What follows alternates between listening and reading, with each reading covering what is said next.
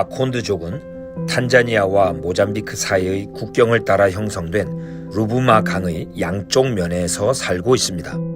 그들은 탄자니아에서 가장 큰 5개의 종족들 중의 하나입니다. 마콘드족은 덜 개발된 지역에서 살며 그들의 이웃들과 무역하거나 교류하지 않고 고립된 삶을 살고 있습니다. 그들은 그들의 문화와 삶의 방식, 그리고 그들의 땅을 보존하려는 경향이 강한 것으로 알려져 있습니다. 국제적으로 그들은 가계 족보를 나무에 새기는 목공술로 가장 잘 알려져 있습니다.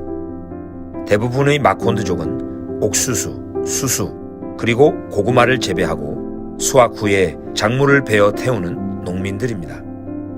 루부마 강 근처나 강변을 따라 사는 자들은 어업에도 종사합니다. 마콘드족은 집안의 물건들과 인물들, 마스크 등을 새기기 좋아합니다. 표면적으로 마콘드족은 주로 이슬람을 믿지만 실제적으로는 그들은 전통적인 정령 숭배 신앙을 가지고 있습니다. 그들은 수백 년간 무슬림 무역 상인들과 접촉해왔고 크리스찬들이 복음을 전할 때 거의 영접하지 않았습니다. 모잠비크에 58만 1000명의 마콘드족이 살고 있습니다. 그들 중의 83%는 이슬람을 믿고 기독교 인구는 5%, 복음주의자는 0.5%입니다. 마콘드족 사회에 들어가 복음을 전하기 위해선 시간과 인내가 필요합니다. 어떤 교회는 마콘드족 목사가 목회하고 있는데 그와 그의 가족은 그 작은 마을에서 12년간 살아오고 있습니다. 그들은 신실하게 복음을 증거하고 있고 하나님께서 그들을 축복하셨습니다. 교인들은 이제 24명의 신자들로 구성되어 있고 그들 중 22명이 마콘드족이며 4명은 무슬림에서 개종한 자들입니다. 마콘드족의 문화와 동화되어 헌신할 선교사들이 필요합니다. 그들의 언어를 말하고 그들의 음식을 먹고 그들 가운데 살면서 그들도 하나님의 형상으로 지음받은 존경받을 가치가 있는 존재로 인식하는 선교사들을 주님께서 일으켜 주시기를 기도합시다. 하나님께서 그들 가운데 존재하는 소수의 교회들에게 성령을 부으사 모잠비크의 마콘드족 내에 복음, 제자, 교회, 재생산의 사역을 감당하도록 기도합시다.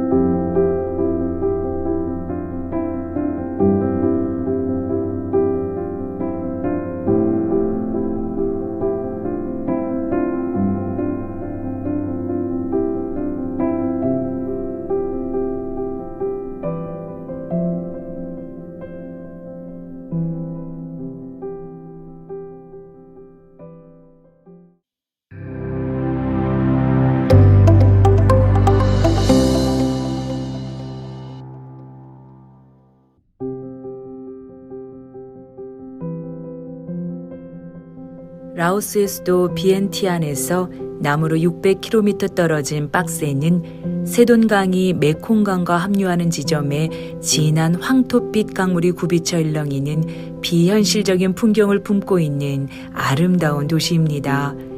어머니 강의 범람을 막아주고 박스 지역의 안전을 약속이나 듯 온화한 표정으로 강을 바라보는 것이 있는데요. 바로 푸살라오 사원의 황금부처입니다. 높이 23m, 너비 13m의 대불상과 함께 세워진 301개의 크고 작은 불상들은 하나같이 메콩강을 향해 있습니다. 남부 참바삭주의 주도이지만 약 68,093명 인구로 도시는 크지 않은 편으로 9시간은 걸어서 한 바퀴 돌 수 있는 정도의 규모입니다. 빡세는 라오스 제3의 도시이지만 볼라벤, 시판돈 등 유명 관광지로 가는 경유지 이상으로 알려진 것이 별로 없습니다. 빡세는 참바삭주의 주도로서 라오스와 통일하기 전까지 고대 참바삭 왕국의 수도로 사용되었지만 당시의 흔적은 많이 남아있지 않습니다. 현재의 도시는 1905년 프랑스 식민지 개척자들에 의해 설립된 도시를 기반으로 하고 있어서 당시의 흔적들을 간간히 발견할 수 있고 20세기 중반 무렵 라오스 남부 경제 중심지로 발전하면서 중국인과 베트남인들이 대거 이주하여 라오와 함께 베트남어, 중국어가 표기된 간판을 쉽게 볼 수 있습니다. 지금도 참바삭에서 가장 큰 건축자재업, 정미업, 귀금속업 등은 중국계가 장악하고 있습니다. 박스에서 가장 유명한 재래시장 다오 흐엉시장의 소유자 또한 중국계 라오인입니다. 이 시장은 박스 인근 마을에서 각종 먹거리와 생필품을 사고 파는 중심 시장으로 전체를 다 둘러보려면 한두 시간으로는 부족할 만큼 큰 규모로 활기찬 곳입니다. 커피 애호가라면 라오스도 커피로 유명하다는 이야기를 잘 알고 있을 것입니다. 특히 박세와 머지않은 볼라반 고안에 위치한 박송은 라오스 전체 생산량의 95%를 차지하는 라오스 3대 커피 산지 중 하나입니다. 라오스 전체 17개 주 중에서 절반 이상인 10개 주에서 커피가 생산되어 커피 생산 강국인 베트남 못지않은 커피 생산국으로 많은 양의 커피를 생산하고 있습니다. 박스에 도착한 여행자들의 최종 목적지는 대부분 참바삭주의 와푸일 확률이 높습니다. 와푸 사원은 5세기경 건축된 고대 크메르 유적지로서 12세기 캄보디아 앙코르와트보다 오래되어 앙코르와트의 전신으로 불리며 2001년 세계문화유산으로 등재되었습니다. 수많은 사람들의 질문이었던 박스가 어디야? 거기 특별한 게 있어? 라는 질문에 선뜻 박스는 이런 곳이야 라고 자신있게 말할 수는 없지만 어느 곳에서도 발견할 수 없는 라오스 박스에만 있는 아름다움과 선한 사람들이 있는 그곳 박스. 민수기에 등장하는 이스라엘 정탐꾼처럼 하나님께서 보여주신 소망의 땅을 볼 수 있는 믿음의 눈으로 하나님의 약속의 땅 진짜 라오스를 발견할 선교사들이 일어나도록 기도합시다. 성령님께서 크리스찬들에 대한 라오스인들의 마음을 부드럽게 하셔서 그들이 그리스도의 복음을 받아들일 수 있도록 기도합시다.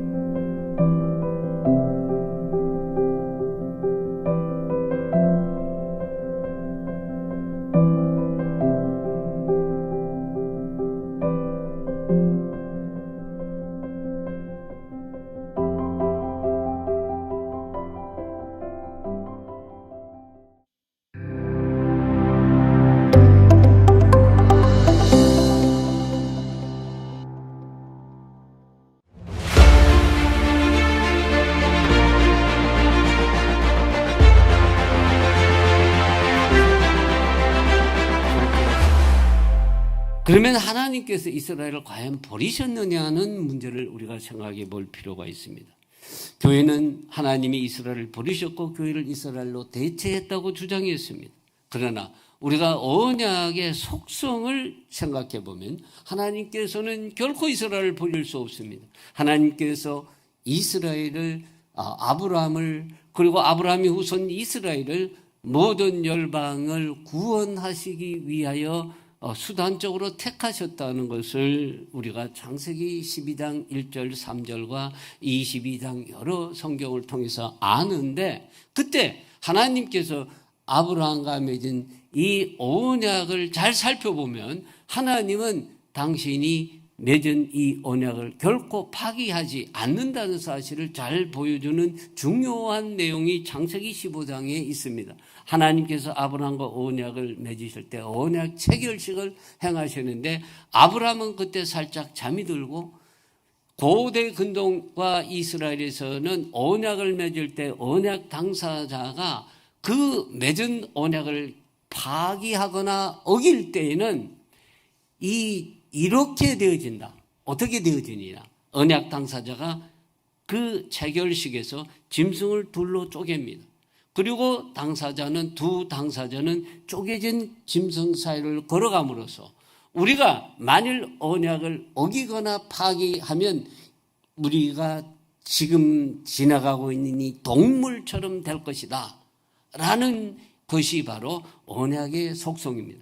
그래서 절대로 이 언약은 어길 수가 없다고 하는 것인데요, 놀랍게도 하나님께서 아브라함과 언약을 맺으실 때 혼자 어떻게 하나님을 상징하는 횃불이 혼자서 쪼개진 동물 사이로 지나가는 것을 볼 수가 있습니다. 이것은 하나님께서 아브라함은 잘못을 하고 실수를 하고 때로는 불순종할지라도 이 언약에 대해서 전적으로 내가 책임지겠다고 하는 내용을 보여줍니다. 어떤 일이 있어도 이 언약은 파기되지 않는다. 나는 결코 이 언약의 당사자 한 입장에서 다른 상대자인 아브라함과 그리고 그 후손과 맺은 언약에 대해서 절대로 파기하지 않는다는 의미를 보여주고 있는 것입니다. 그래서 하나님은 언약의 속성상 이스라엘이 언약을 어길지라도 징계를 하실 수는 있지만 언약을 파기하거나 결코 언약의 당사자가 되는 이스라엘을 버리실 수 없다는 사실을 보여주고 있습니다. 바울도 그래서 로마서 11장 1절에서 그러므로 하나님이 자기 백성을 버리셨느냐 이렇게 질문하는데, 그 앞에 있는 10장의 내용과 연결하면 10장은 이스라엘 불순종에 관한 내용을 말씀하십니다. 그러므로 무슨 말이냐? 이스라엘이 그러면 불순종하였으므로 하나님이 자기 백성을 버리셨느냐라는 말이 되거든요.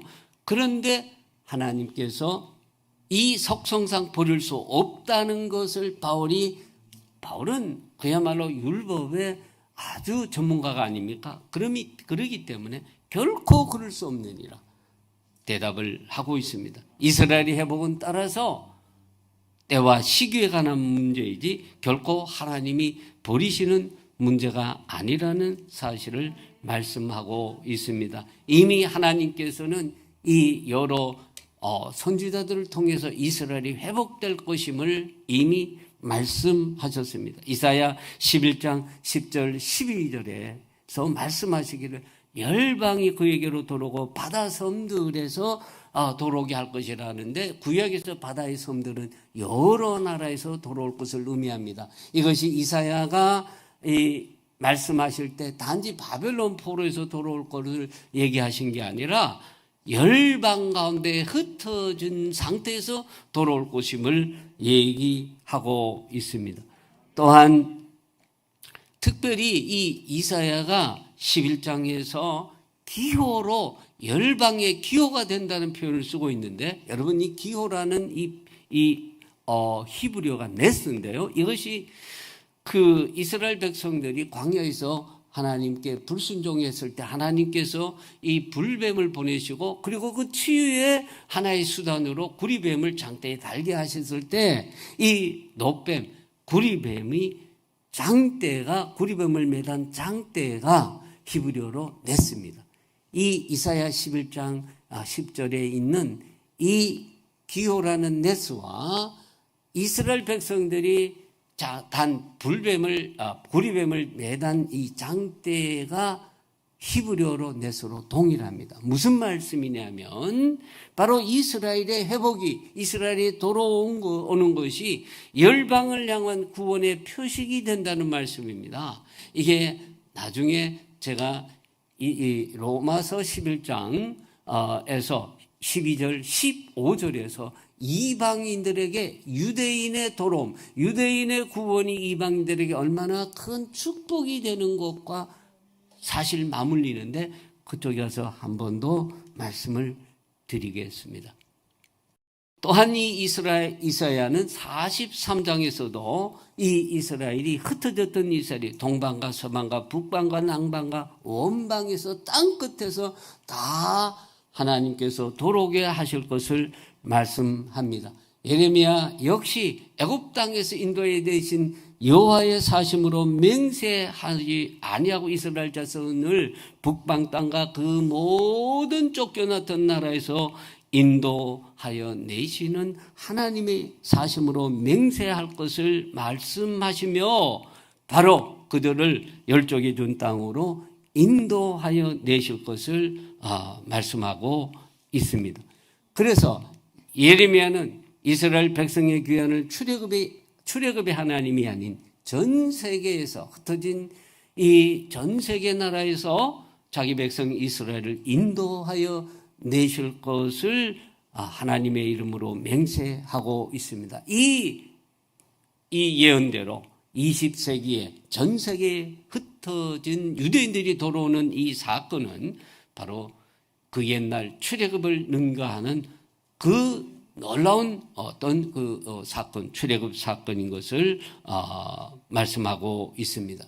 특별히 에스겔 선지자의 경우는 육적인 회복이 먼저 있고 그 이후에 영적인 회복이 있게 될 것을 말씀하고 있습니다.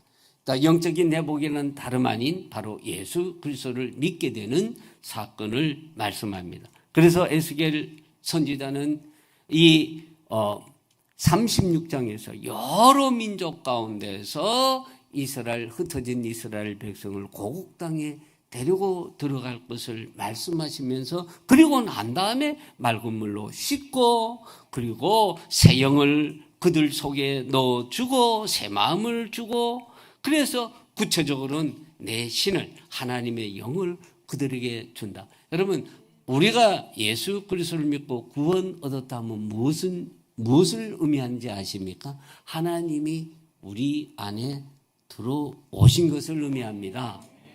과거에 우리는 죽은 자였습니다.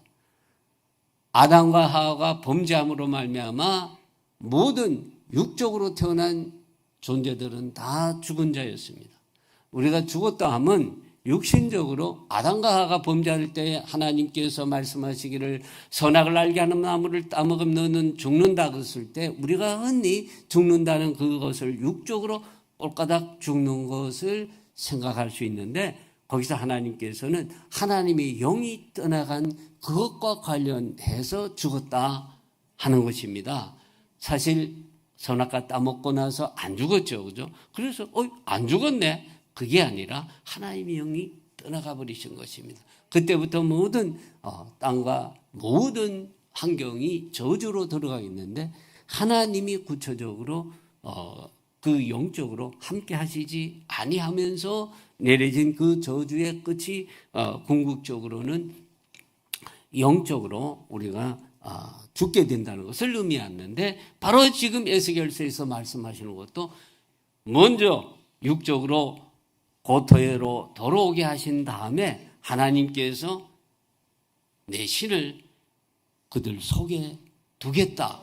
여러분 그런데 이게 내 신을 하나님의 영이 어떻게 들어올 수 있을까요? 우리 속에 하나님이 사실 여기서 그냥 쉽게 이렇게 들어간다고 표현된 것으로 보이지만 사실 이 배경 속에는 뭐냐면 예수 그리스도의 이 보혈로 죄 씻음 받지 않으면 하나님이 우리 안에 들어올 수 없는 거죠. 그죠? 하나님께서는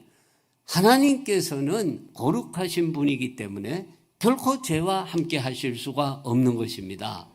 하나님께서 왜 아담과 하와가 죽은 존재냐 했냐면 범죄했기 때문에 거기 함께 하실 수가 없는 거예요. 그죠? 진흙으로 비드시고 훅 루악 신을 그 속에 불어넣으시니 생명이 되었는데 범죄하자 하나님께서 떠나게 된 것이 죽은 거예요. 어제까지 우리는 죽은 자였습니다. 예수 그리스도를 알지 못할 때 그분으로 인해서 우리가 죄사함 받기 전까지는 그래서 죄사함 받으니까 하나님께서 깨끗해졌네. 내가 함께 할 수 있구나.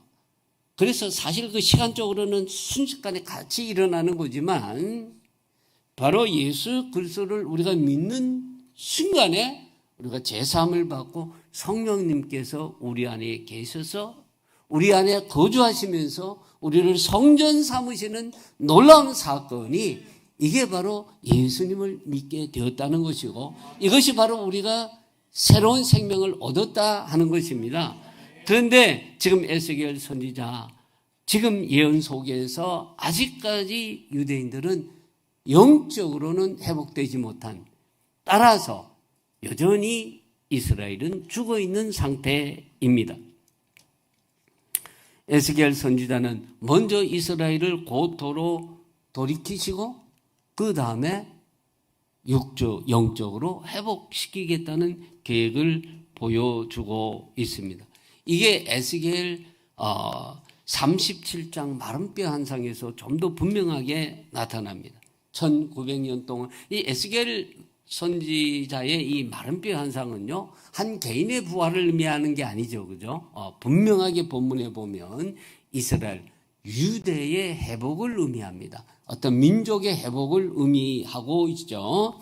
그래서 이 말씀처럼 완전히 말라버린 뼈, 완전히 말라버린 뼈가 어떤 모습이냐면 유배되어 있는 전 세계로 흩어져 있는 이 이스라엘의 구체적인 현실이 마른 뼈로 나타났다는 겁니다. 그런데 1945년 이스라엘이 이제 다시금 부활을 하는 이것이 바로 이 에스겔 37장에서 보여지는 마른 뼈 환상의 회복입니다. 그래서 이 마른 뼈에 뼈와 뼈가 마주치고 그죠? 힘줄이 생기고 그리고 살같이 덮이는 이러한 모습이 지금 마른 뼈 환상인데 이게 이제 1945년 이스라엘의 이 독립으로 이 예언이 성취가 됩니다. 그러나 성취가 아직 반만 되는데 구체적으로는 뭐라고 하냐면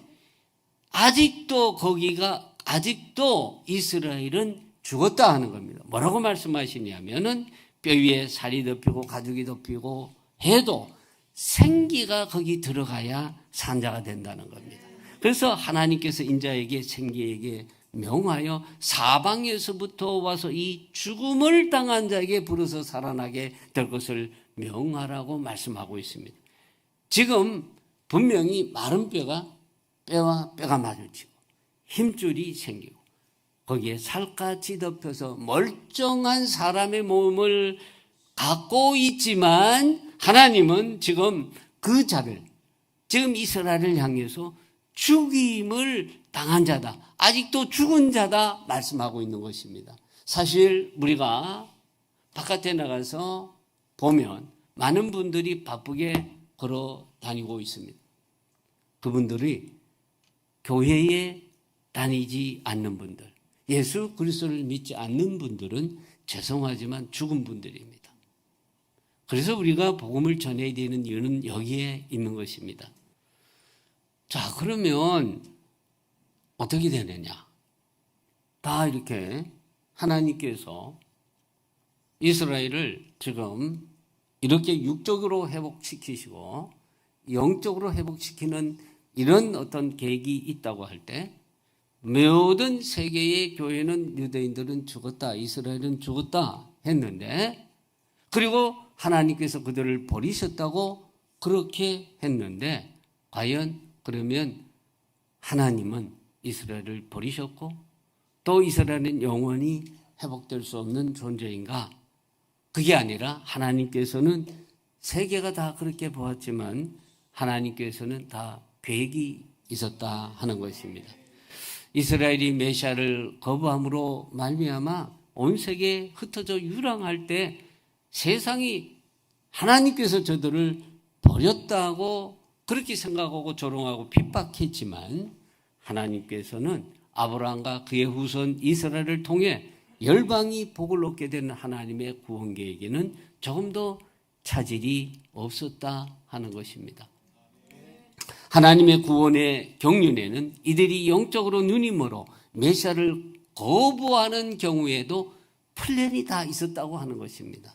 그 플랜이 뭐냐 하면 바울이 말씀하고 있는 이방인의 충만한 수라는 것입니다.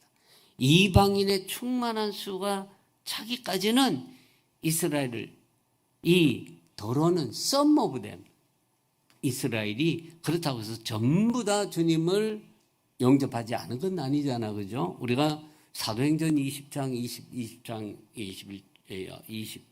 21장이죠. 거기에 보면 율법을 지키는 예수 그리스도를 믿는 사람 수만 명이 있다고 말씀하고 있는 것을 볼 수가 있습니다. 일부죠. 그 전체에 비해서 일부. 그래서 더러는 우둔하게 하나님께서 두는 이런 것이었다고 말씀합니다. 그래서 이스라엘이 민족적으로 메시아를 알아보지 못하는 영적 소경점에 관해서는 이미 이 선지자들 통해서 말씀을 하세요. 이게 이제 이사야 6장에 나오는데요. 이미 하나님께서 이사야 선지자를 통해서 이스라엘이 듣기는 들어도 깨닫지 못하고 보기는 보아도 보지 못하는 영적 소경됨과 기머거림됨에 대해서 말씀을 하세요. 이것을 예수님도 구체적으로 이사야 선지자의 말씀을 통해서 이 자기 백성들에게 왔지만 자기 백성 유대 백성이 당신을 민족적으로 영접지 아니할 것을 아시면서 이사야 선지자의 말씀을 그대로 인용해서 말씀하시는 것을 볼 수 있습니다. 마태복음 13장 14, 15절에 있는 말씀인데, 너희가 듣기는 들어도 깨닫지 못할 것이요 보기는 봐도 알지 못하리라는 이 말씀을 통해서 그 유대 백성이 민족적으로 거국적으로 예수님 당신을 영접지 아니할 것을 말씀하셨습니다. 바울 선지자도 똑같은 의미에서 말씀했습니다. 그래서 하나님이 오늘날까지 바로 저에게 혼미한 심령과 보지 못할 눈과 귀를 주셨다 한가 같으니라 말씀합니다. 하나님께서 이사야에게 주신 이 말씀, 어떻게 보면 하나님이 왜 그러면 의도적으로 이사야 이 이스라엘 백성들이 영적 소경되게 하시고 또 기머리가 되게 하셨느냐? 그러면 이스라엘 백성들이 그렇게 하나님께 불순종하고 하게 된 모든 책임이 하나님 자신에게 있는 게 아닌가? 이렇게 우리가 성경을 읽을 수가 있는데, 그게 아니라 이 말씀의 의미는 뭐냐면 역설적 명령이라는 것입니다. 다시 말해서 도무지 말씀을 들어도 돌이키지 않을 유다 사람들의 완악함을 지적하는 말씀입니다.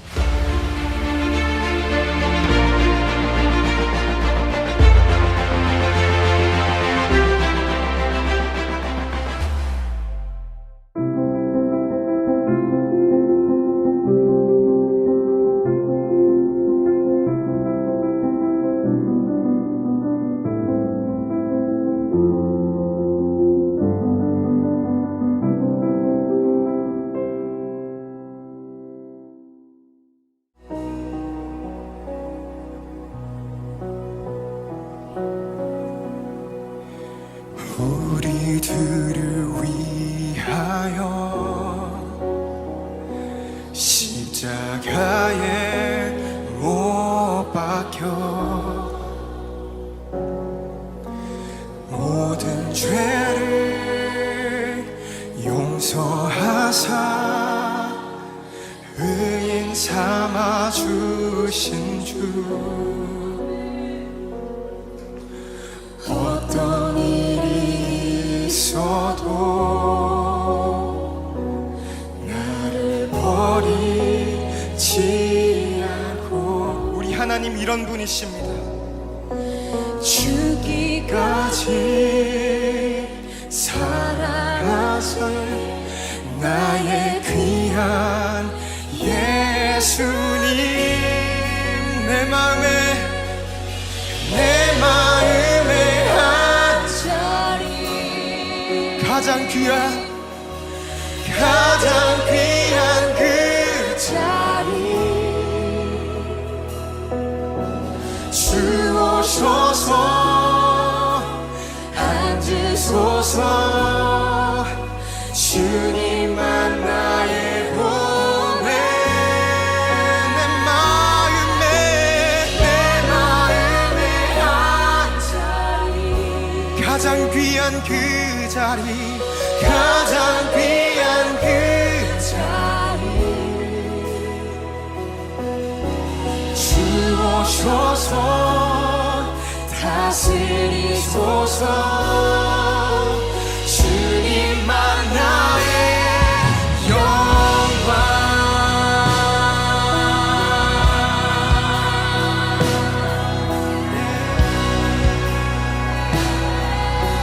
우리 처음부터 고백하며 나아갑시다. 우리들을 위하여 십자가에 못 박혀 모든 죄를 용서하사 의인 삼아 주신 주 어떤 일이 있어도 나를 버리지 않고 죽기까지 사랑하신 나의 귀한 예수님 우리 결단합시다. 내 마음에 한 자리 가장 귀한 이 자리에 가장 귀한 그 자리 주님 오셔서 앉으십시오. 주오셔서 앉으소서 주님만 나의 보배 내 마음에 한 자리 가장 귀한 그 자리 주오셔서 다스리소서 주님만 나의 내 마음에 한 가장 귀한 그 자리 주오셔서 앉으소서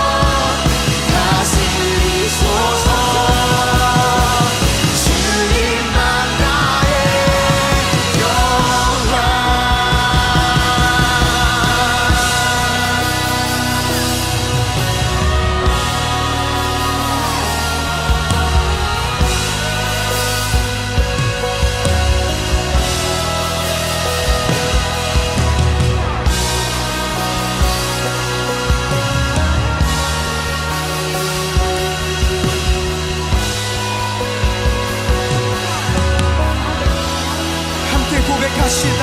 주님만이 왕이십니다. 주님만이 왕이십니다.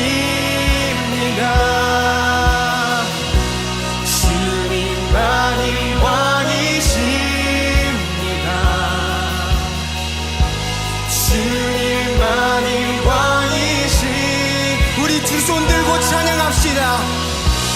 주님만이 왕이십니다. 주님만이 왕이십니다. 주님만이 왕이십니다.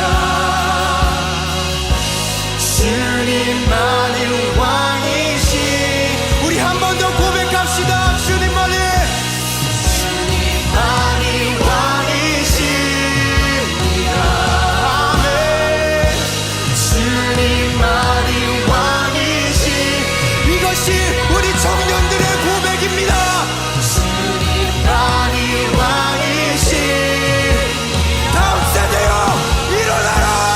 주님만이 왕이시. 내 삶에 내 삶에 내 삶에 내 삶에 내 삶에 내 삶에 내 삶에 내 삶에 내 삶에 내 삶에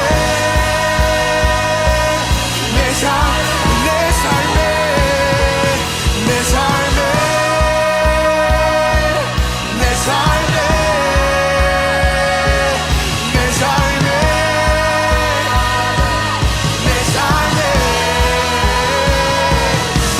삶에 내 삶에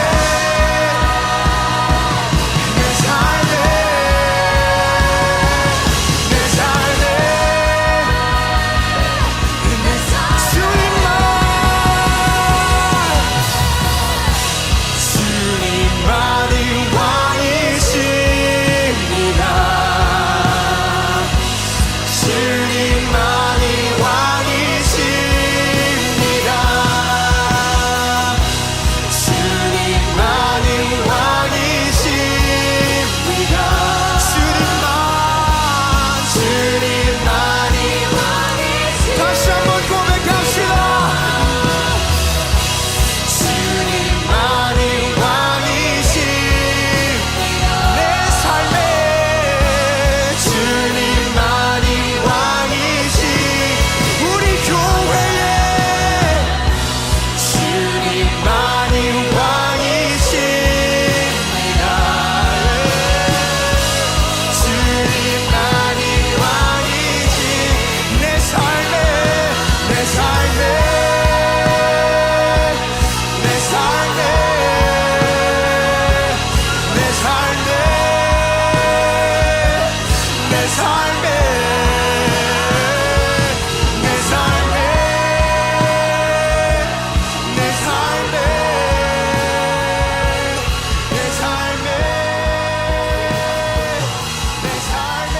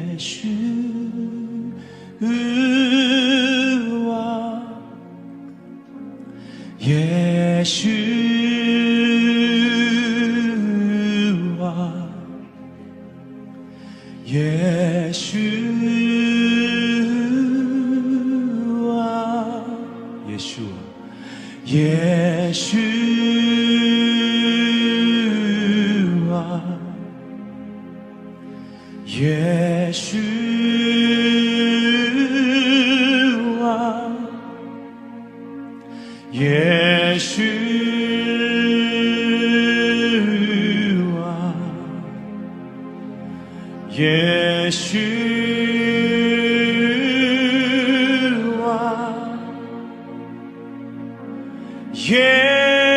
예루살렘 산들 넘어 달려오시네.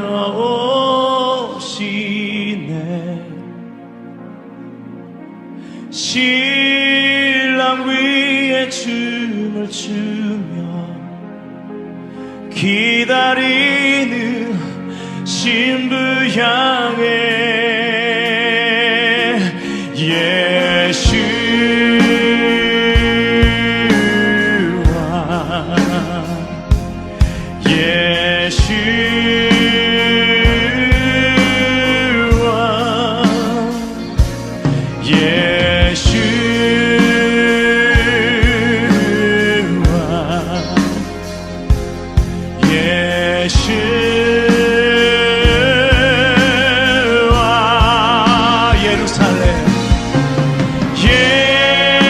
예루살렘 산들 넘어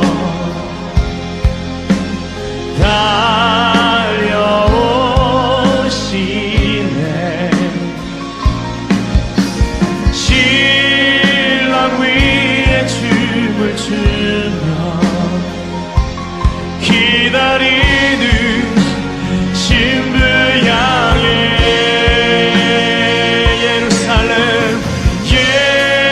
예루살렘 산들 넘어 달려오시네.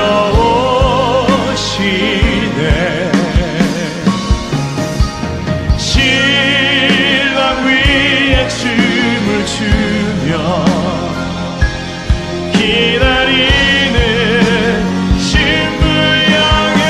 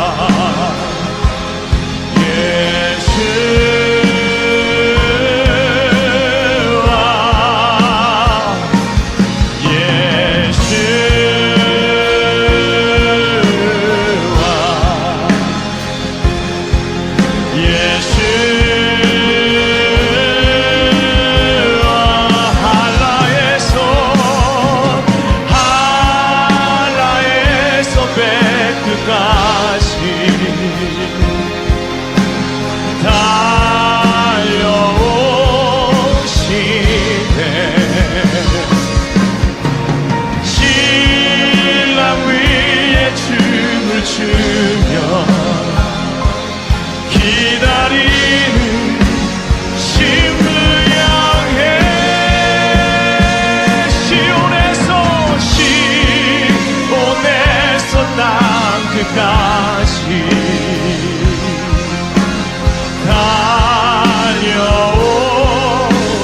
달려오시네. 신랑 위에 춤을 추며 기다리는 신부 향해 시온에서 땅 끝까지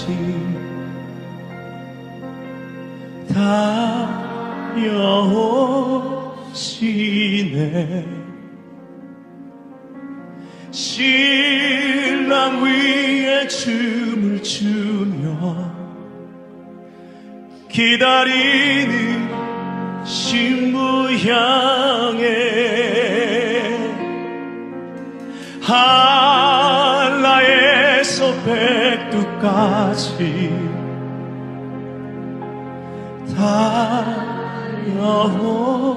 달려오시네.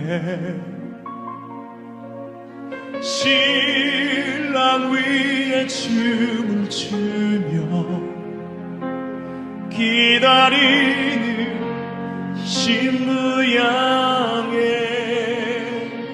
예수와 예수